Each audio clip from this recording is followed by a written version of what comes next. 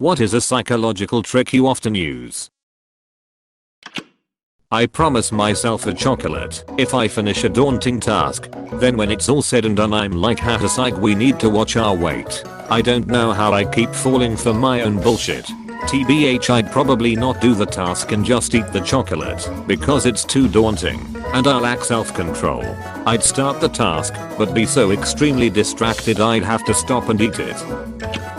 Pretend to be brave for 5 seconds, then another 5 seconds, then another 5. Before you know it, people won't realize your crippling social anxiety is being held at bay just long enough for them to go away.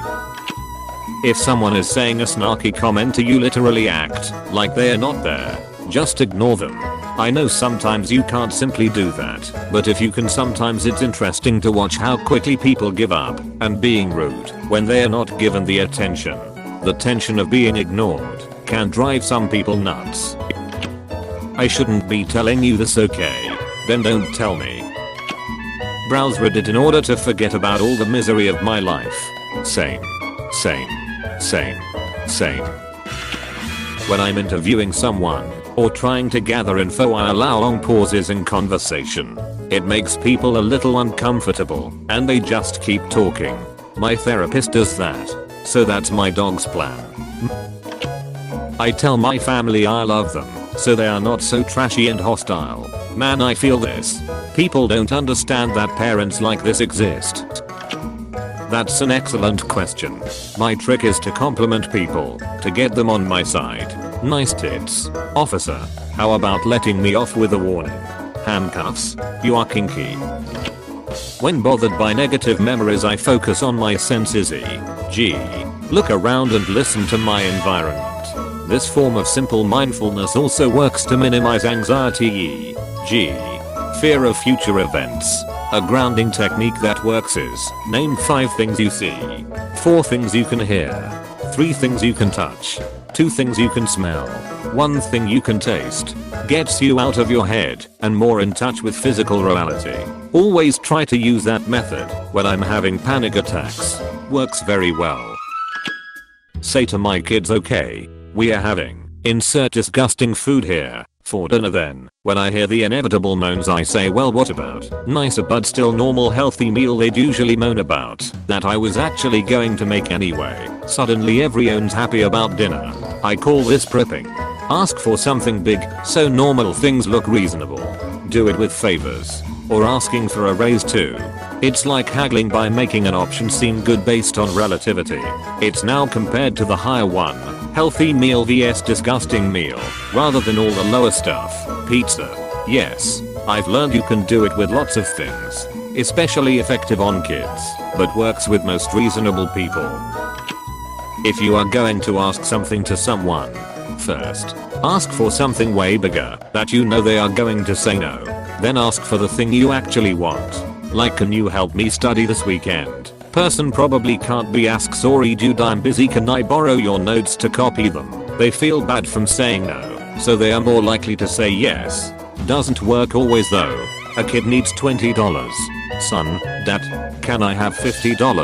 Dad, what do you need $50 for? Son, fine. Just give me $20 then. Dad reaches for his wallet. Here, take it. Crazy kid. Asking for $50.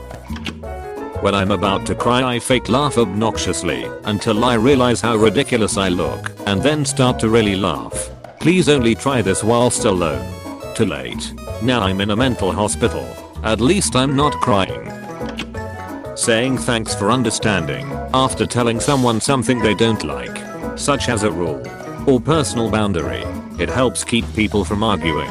They don't want to look like they don't understand. I like to say someone's name wrong to let them know I don't care about them. That's a good one, Jarrett. That's a good one, Ronalanja. Thanks, Wig Vape Wall. Sometimes when I'm nervous, I put my hands around a warm mug of literally anything warm. Could even be microwaved water, tbh, coffee, and because somehow the warmth on her hands is a sensation that's reminiscent of having a hand held or feeling the warmth of someone's touch. So it kind of tricks you into calming down. I do this a ton when I'm stressed. If I catch someone staring at me, I look at them and then look at their shoes and smirk. Always throws them off. Whoa, they're Satan. People like you are why I had low self-esteem in high school. It is pretty popular. I love this. When someone is really into their speech, you can give them whatever you want, and they are gonna hold it. I use this to get rid of responsibilities like finding someone to give back something they left behind. Sometimes I just use it to have fun looking at someone just hold a tin can for no reason. What? Is this real? Haha. Being polite. It tricks people into thinking you are a friendly and functioning adult, when in reality it's just the first step of manipulating them in order to get something that you want. This is why a southerner like Frank Underwood was such a master politician. Politeness. Well, that and the murders. Reverse psychology. It actually works every now and then. Works every time. Some of the time. Lol. Exactly. It works 100% of the time, about 60% of the time. Look at the direction of where you are going, and people coming from the opposite way will avoid you. This works so you don't have to jump left and right when you are going towards someone. Never works for me. Brother thoughts in my school are pieces of s. When you're walking towards someone, look in the direction that you want to travel to avoid the I'm just gonna go this way. Oh. Whoops. Shall we dance? Haha shuffle, where you keep running into one another. I tried this, and this old dude bumped into me and just kept staring with his mouth open. When I don't want to go to the gym, I say just go for 15 minutes, knowing fully well I did not put on my gym clothes, and walk to the gym for just 15 minutes. After I'm on the elliptical or treadmill for 15 minutes, I tell myself I can go, but then I tell myself to try for another 15 minutes, and usually end up working out for a total of at least 45 minutes. I think it works, because on the days when I really can't do more than 15 minutes, I'm crazy tired. I don't feel bad leaving, because I stayed the other times. Same. Tell myself I can quit after one set, and then I always end up going the whole way. This works with other stuff too. Don't want to study? Just tell yourself okay, study for just 5 minutes, then you can stop. Usually you keep on going. All about building that momentum. Reframing statements from what you don't want to identifying what you do want. This works especially well with dating. Could you elaborate more on this statement? Sure. I don't want a guy who is an introvert. Change it to I want a guy who is an extrovert. I don't want to eat Italian food for dinner. Change it to I want to eat Chinese for dinner. I don't want to go to sleep at 9 o'clock. Change it to I want to be awake in the morning and have energy. I don't want to work out or eat better. It's too hard. Change it to I want to be in shape and healthy. This is somewhere I steer people when we are having conversations as well as in my own mind. I don't want to go grocery shopping. Change it to I want to have good stuff in the house to eat. It's minor, but it can help change people's attitudes. When you strike one idea down, you need to come up with another to fill in for it. Hope that makes sense. Edit. Thanks for the gold. I hope someone reads this who needs to see it. It's helped me a lot. At work, squeaky wheel gets the grease. I saw how well it worked on me, and so now, if I need something, just make sure to be a pest till I get it. Apply it carefully. Some people are stubborn enough that if you pee them off they can ignore you out of spite. Use that carefully. Eventually the nail that sticks out gets hammered down, or the squeaky wheel gets replaced. Instead of can't, say don't. For example, if you want to lose weight, don't say I can't eat that. Say I don't eat that. That way it becomes a choice rather than a restriction. People don't like restrictions. They feel that it's something imposed on them. Thus you're more likely to do something you're not supposed to do. If it's a choice, you're much less likely to eat that thing you shouldn't be eating, because you're deciding not to, rather than avoiding it, because you feel like you're not supposed to. I don't take a rest. I act generally more slow and incompetent than I actually am. Lowers people's growth significantly. Also, when you do something fairly competent, it surprises them. Another benefit is people generally don't ask things of you.